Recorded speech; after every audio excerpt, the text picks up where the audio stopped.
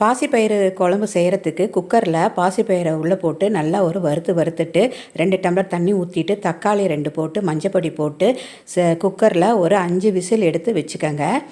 ஒரு கடாயில் நல்லெண்ணெய் ஊற்றிட்டு கடுகு உளுந்தம்பருப்பு தாளிச்சிட்டு மல்லியும் சீரகமும் நுணுக்கி வச்சுருக்கோம். அதை உள்ளே போட்டு நல்லா ஒரு வதக்கிட்டு கருவேப்பிலை உள்ளே போட்டு நல்லா வதக்கிட்டு பூண்டு தட்டி வச்சுருக்கோம், அதை வதக்கிட்டு வெங்காயம் தட்டி வச்சுருக்கோம், அதையும் நல்லா வதக்கிட்டு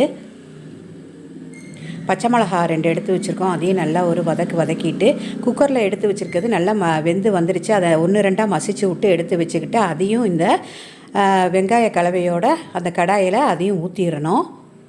இதில் மசால் பொடி போட்டுட்டு நல்லா ஒரு கலந்து விட்டுட்டு உப்பு போட்டுட்டு நல்லா வேக வச்சு எடுத்து வச்சுக்கணும். 2 டம்ளர் தண்ணி எக்ஸ்ட்ரா ஆட் பண்ணணும், கொஞ்சம் திக்காக இருக்கும். ஸோ நல்லா மூடி வச்சுட்டு புளியை கரைச்சி ஊற்றிட்டா பாசிப்பயிறு குழம்பு ரெடி.